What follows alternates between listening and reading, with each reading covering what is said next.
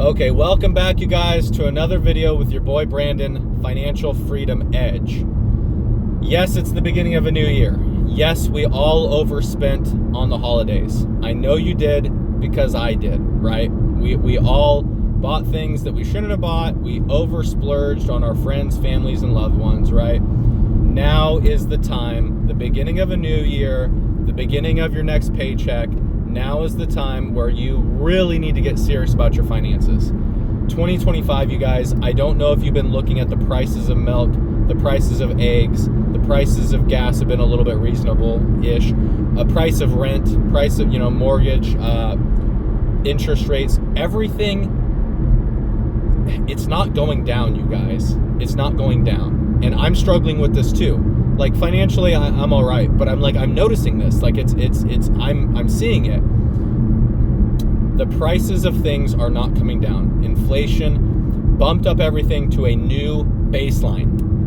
This is the new baseline where I don't think, and again, not an economist here, I don't think we're gonna have deflation. If we do, that'll be a big problem. But I do not think the prices of things are coming down. They're here to stay. It's been long enough where if we were going to correct after, the pandemic thing, and if we were going to correct after all of the stimulus spending, it's been enough time, and prices haven't come down. So if you were making $20 an hour, it probably feels like you're making $10 an hour.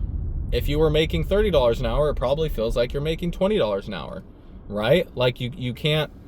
In fact, I was talking to a realtor friend of mine just this morning, and she was telling me about this property, and she said, oh yeah, it's, the payment would only be like $3,200 a month. And I said, wait, $3,200 a month for a mortgage? And she's like, yeah, that's like the new normal. And I was like, oh my God, and I know as a real estate guy, I should know that stuff, right? I'm not looking to buy right now, at least for myself. So I'm not really, especially at single families, right? I don't think single family is the way to go right now. Even if you're doing a short-term or a mid-term rental strategy, there's just not enough cash flow there with current interest rates if you bought today, in my opinion. So here's the deal. We need to figure something else out, you guys. We need to cut costs mercilessly everywhere that you can. Like, this is not a joke. Like, I mean, I've been seeing the writing on the wall, you guys. Consumer credit card debt is up. I believe car note defaults is going up. Like, people are getting squeezed, and it's because everything's so expensive. And I'm not telling you anything new. This is how it's been. And I haven't really wanted to make a video on this stuff yet, because I was hoping that prices would eventually come down. I was hoping that things would change, and it's not looking like they're going to. So this is very, very unfortunate, but we need to strategize, like right now, like, okay, what are we going to do? And there's only two things you can do, right? You can make more money or you spend less. And honestly, it's probably going to be a combination of both, right? If you can make an extra $1 an hour and then you can save, $5 a day or $10 a day, cancel subscriptions, get the not as good quality food for a little bit, right? Like, make stuff at home, don't go out to eat as much. And all of these things affect the economy too. There's going to be a shrinkage, right, of consumer spending, and that's not going to be good for our economy. But at some point, which honestly I thought it would be sooner, right? I'm not an economist, that's why I thought it'd be sooner. I thought people would have tapped themselves out already. I would have thought that the credit card spending would have caught up with people already. I would have thought people, couldn't refinance any more money out, right? Everybody who has 2 and 3 and 4% interest rates, why would they refinance into 6, almost 7% mortgages right now just to pull out capital to spend, right? That's a terrible strategy. In fact, I had an investor friend of mine asked me yesterday. I do a lot of talking to people. Asked me yesterday, he said, hey, Brandon, I have a 2.9% mortgage. And I said, keep it. And he said, but I didn't even tell you. I was like, keep it. And he's like, well, here's the reason why I asked. And I was like, okay, cool, I'll hear you out. It's the property's not in a great location. but it does cash flow $800 a month. It's fully fixed up, so I probably won't have any CapEx expenses. CapEx is like roof, like major things, like $10,000 fixes, like roof, heat, furnace, right? Like all those, you know, all the windows, all the flooring, all that stuff is done, right? Probably won't have any major expenses for the next 10 years. And I said, okay, well, why do you want to sell? And he's like, well, I have a lot of trapped equity. I was like, okay, could you, with that equity, after paying taxes, selling costs, all of that stuff, could you identify an investment or an opportunity that will consistently, month after month, generate you $800 a month? And he said, well, I don't know. And I said, okay, well then don't do it. You are guaranteed right now making $800 a month with market rents. Why would you take that money at a very attractive interest rate and go try to find another opportunity? You already have a good one right there. Let it chill. They're paying down the principal of your mortgage every month, right? You're building a bigger equity position. And I asked him, and I said, you have a home equity line of credit on that property too, right? And he said, oh yeah, a big one. And I said, if you sell that property, you're going to lose that too. So not only would you lose the cash flow, but you would lose access to that line of credit. That's a terrible idea. Don't do it. And he's like, yeah, that's what I thought you were going to say. And I was like, because it's the truth.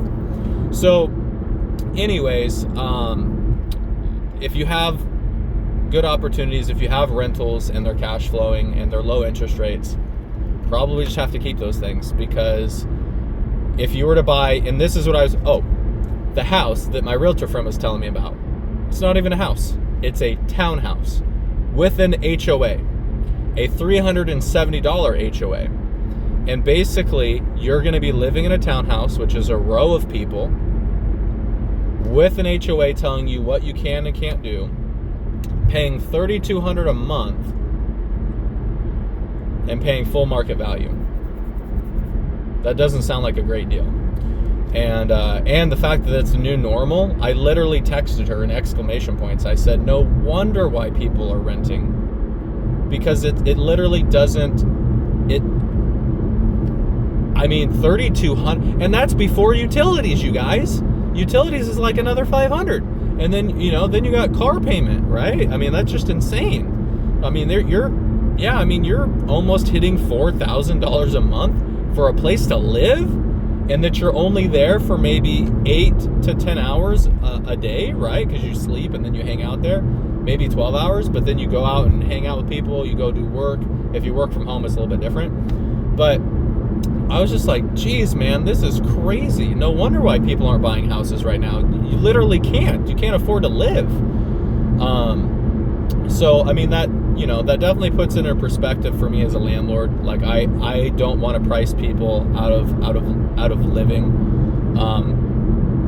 But, that in consideration, but like, however, my bills go up too, right? Like, insurance did go up for me. Property taxes did go up for me, right? The more time that people are living in my house, the more likelihood that there's damage, there's dings and dents to the flooring, that it needs a new paint job. Like, so those are real costs to me after the tenant leaves, right? After the tenant leaves, maybe their security deposit helps with some of that stuff. But, properties need new roofs, they need new furnaces, they need new floors, they need interior, exterior paint, right? Like, and those, it's because it's being used, which is fine, right? I put people in there to do that, but those are real costs that I have once people leave. So I have to be mindful of that as well. But anyways, back to the main point. Things are expensive. I've been seeing it on Facebook and all the social media. Milk is expensive, eggs are expensive, everything's expensive. So what are you going to do? Well, you can bring in a roommate.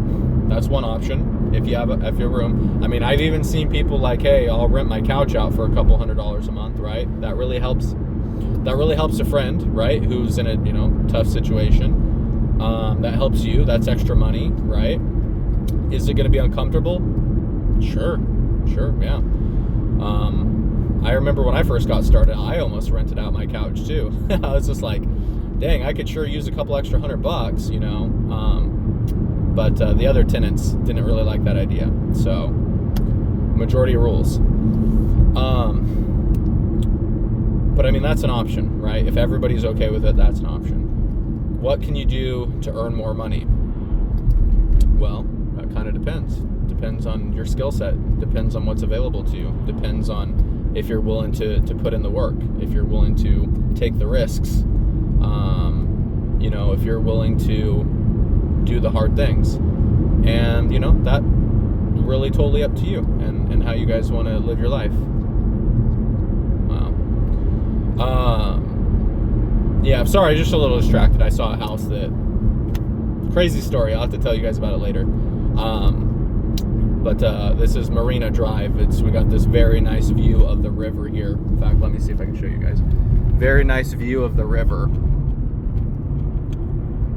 Right there. And that's over there is Washington. So anyways, very nice view of the river, very nice property, right? You have property on the river, people tend to like that stuff, right? So anyways, the whole point is we need to be frugal now more than ever. And I hate to say that, I really do, guys. I know it sucks. I know we've all, since the whole pandemic thing, and then they were just giving away money left and right, it's never been the same. Once that money stopped, it was just you. And it was you fighting against all this inflation that was created. And it's been that way for years. And it's not gonna change. And I know your pay hasn't kept up with, not everybody, right? You might be getting, slight bonuses here and there. But I know for a lot of people that your income hasn't changed a lot, right? If you're making 25, now you're maybe making 27. If you're making 30, maybe you're making 32. Hopefully, right? Hopefully your money's been going up, but it's not enough. It definitely has not been enough. So that's why I encourage people to get into assets. And here's the problem. And I actually had another person reach out to me about this only a couple days ago. He said, "Hey, Brandon, I see that you're really active in the investment community here in Portland, Oregon.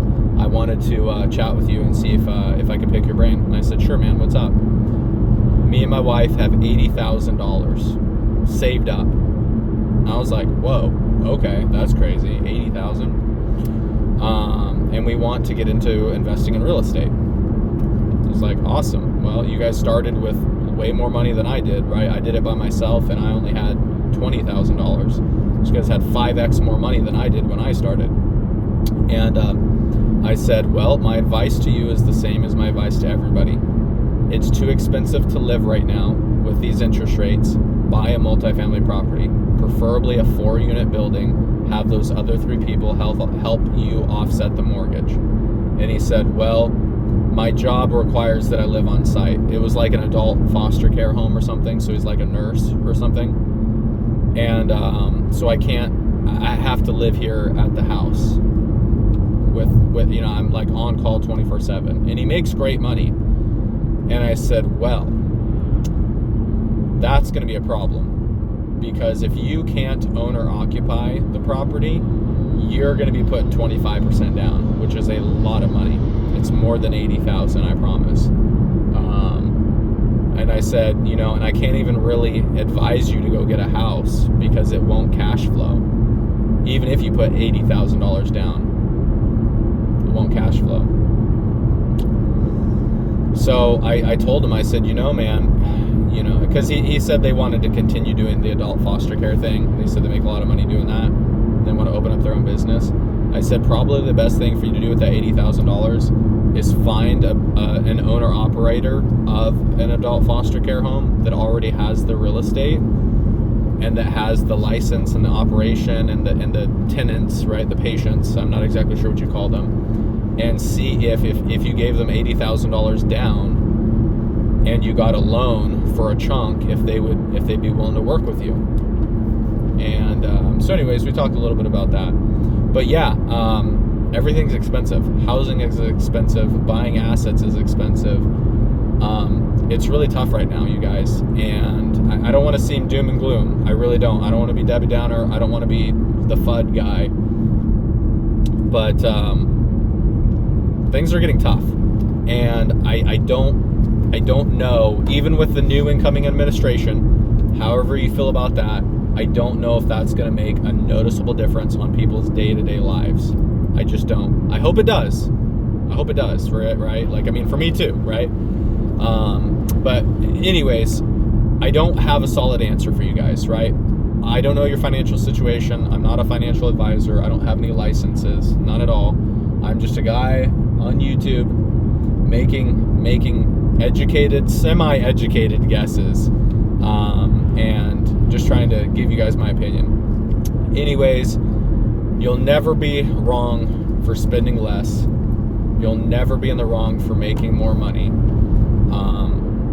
And just wait for an opportunity to come. If you don't know how to identify opportunities, start learning. If you don't have the time or patience to do that, then find somebody like me in your local area to help guide you, or a licensed realtor, or a guy who has a couple properties, you know, who's because it's different, right? Like if I was 50 and I said, oh yeah, I bought all my properties in the 80s and the 90s and they're all paid off now, and now I'm just rich, right? That's not, you can't emulate that, right? You can't emulate 30 years of debt pay down starting today, right? You had to start 30 years ago. So I bought and even what I'm saying right now, I bought my first house in 2019. I bought one property and refied another property when interest rates were extremely low. That's not replicatable right now. So you have to be strategic. You have to figure out like a new way. And I haven't figured it out yet. Trust me, I'm trying.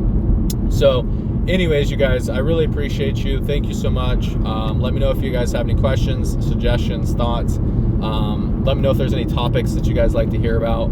I promise I'll continue with the upbeat content, but you know, things are tough right now, and I just want to let you guys know, if you're feeling that, I feel it. It's real, and that's okay. All you can do is play. You have your hand in front of you, right? You have your cards. Play the best hand that's available to you. All right, you guys, catch you later.